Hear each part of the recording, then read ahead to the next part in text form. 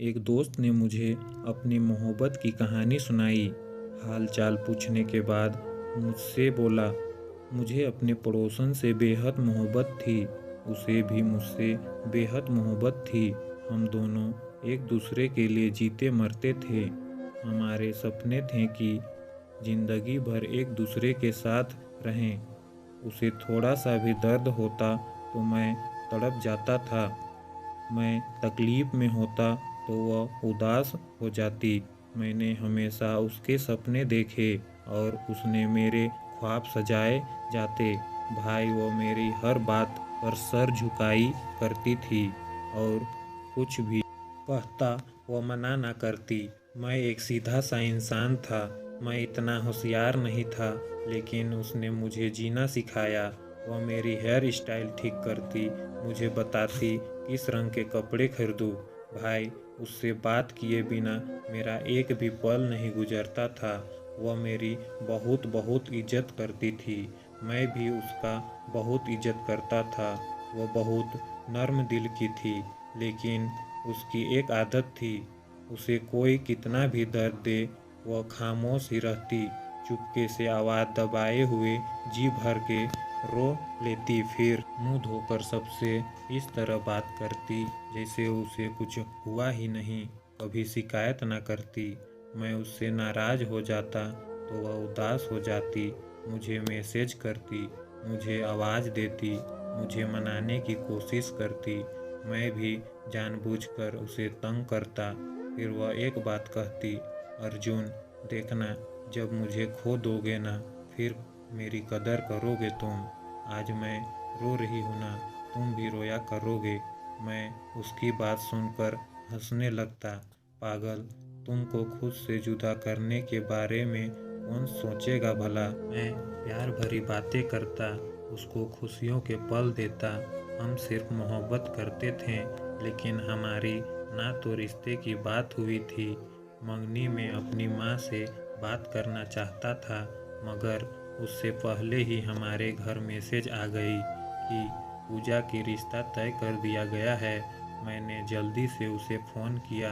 वह रो रही थी। मुझे कहने लगी, अर्जुन, ऊपर वाले से मेरे लिए प्रार्थना करना। मैं कमरे में बैठा रोने लगा। पूजा, मर जाऊंगा तुम्हारे बिना।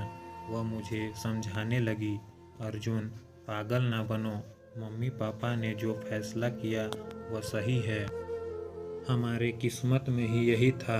मैंने उससे बहुत मिन्नतें की, उससे भाग जाने को भी कहा। वह इतनी अच्छी लड़की थी कि वह कैसे कुछ गलत कर सकती थी। जब उसकी शादी थी तब उसको पता चला हम एक दूसरे को चाहते थे। तब बहुत देर हो चुकी थी। उसकी मेहंदी थी। मैं हिम्मत करके उसके पास गया। मेरे सब कर्जन जाते थे। हमारे मोहब्बत के बारे में मैंने खुद को संभाल उसके पास जाकर बैठा। उसने मेहंदी वाली सूट पहना था। मैंने उसे एक गुलाब जामुन खिलाया। मैं मुस्कुरा रहा था। मैंने जब उसकी आंखों में देखा, ना जाने कैसे एक समुंदर सा आंसुओं का उमड़ आया। वह सुसक सुसक कर रो रही थी। मैं भी उसे देख कर रोने लगा। सब हमारी तरफ देखने लगे थे। हम एक दूसरे को सीने से लगा लेना चाहते थे। मेरी बड़ी बहन ने मुझे थामा और मुझे कमरे में ले गई। मैं चिल्लाकर कहा, खुद को इतना बर्बाद करूंगा तेरी जुदाई में। देखना, मुझे देखकर लोग खूब रोया करेंगे। जिससे उसकी शादी हो रही थी वह अच्छा लड़का नहीं था, वह शराबी था। किसी की जिंदगी, किसी का प्यार, किसी के चाहत, किसी के दोनों जहां कोई बेकार रद्दी के भाव खरीद लेता है। मैंने अपनी माँ के सामने हाथ जोड़कर विनती की, माँ, पूजा को बचा लो। वह लड़का अच्छा इंसान नहीं है। मैंने ऊपर वाले से प्रार्थना की। वह मेरी नहीं हो सकी तो कोई बात नहीं, लेकिन उस इंसान से बचा लो। उस बेचारी की जिंदगी नर्क बन जाएगी। शादी से पहले उसने मुझसे कहा था, अर्जुन, मोहब्बत में मिल जाना तो जरूरी नहीं होता ना। हम सब अपने अपने किस्मत लेके आते हैं। किस्मत के सामने किसका जोर चलता है। ऊपर वाले तुमको अच्छी सी राजकुमारी जैसे दुल्हन दे। मैं उसे चीख चीख कर दिल का हाल बताना चाहता था, लेकिन क्या हुआ, उसकी शादी हो गई। वह विदा होकर ससुराल चली गई। मैं बहुत रोया, तड़पा, मैं चिल्लाया, मैं आग में जला, मैं मिन्नतें की, हाथ जोड़कर ऊपर वाले से प्रार्थना की, मगर सब बेकार निकला। फिर 7 महीने के बाद वह एक दिन अपने मायके आई। मैं उसके घर गया। वह अपनी माँ के पास बैठी थी। मैंने उसके चेहरे की तरफ देखा। उसके चेहरे पर जख्मों के निशान थे। मुझे देखकर उसने नज़र झुका ली। मैंने उसका हाल पूछा। हल्का सा मुस्कुराकर बोली, मैं ठीक हूँ अर्जुन।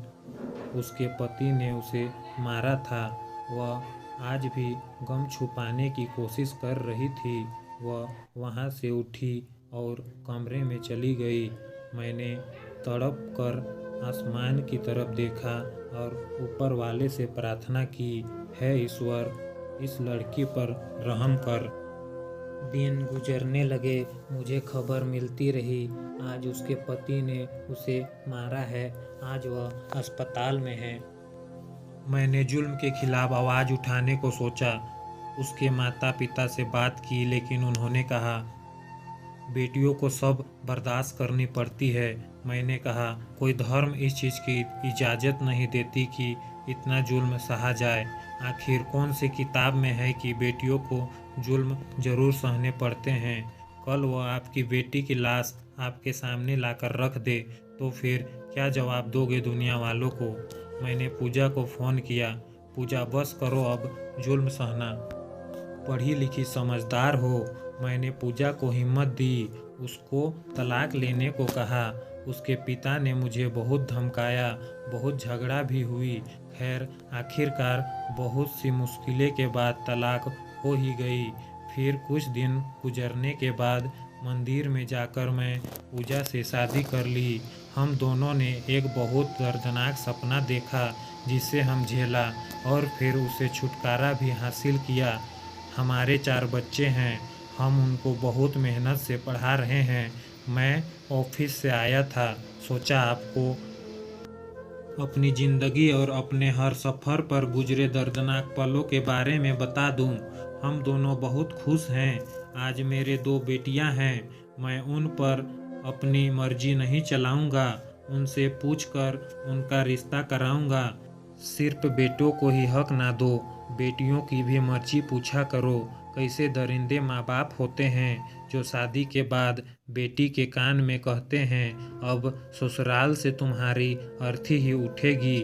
कैसे जालिम होते हैं वो माँ बाप जो बेटी के जख्मों को देखकर कहते हैं बेटी सब्र कर, घर ऐसे ही आबाद होते हैं।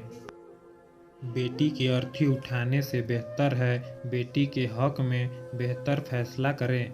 इस कहानी का मतलब तलाक लेना या कोई गलत कदम उठाना नहीं है। ऐसा ना हो कि कोई लड़की अपने नाजायज मोहब्बत के खातिर अपने घर तबाह कर ले। यह वीडियो आपको सिर्फ एक आईना दिखाने के लिए है। ऊपर वाले से बस यही प्रार्थना है कि भगवान सभी बेटियों के नसीब अच्छे करे। क्यों दोस्तों, आपको क्या कहना है इस कहानी के बारे में कमेंट करके हमें ज़रूर बताएं। वीडियो को लाइक कर दीजिए और चैनल को सब्सक्राइब करके घंटी को दबाकर ऑल पर सेट कर लीजिए ताकि आने वाले वीडियो आपको तुरंत मिले। मुझे दीजिए इजाज़त। धन्यवाद।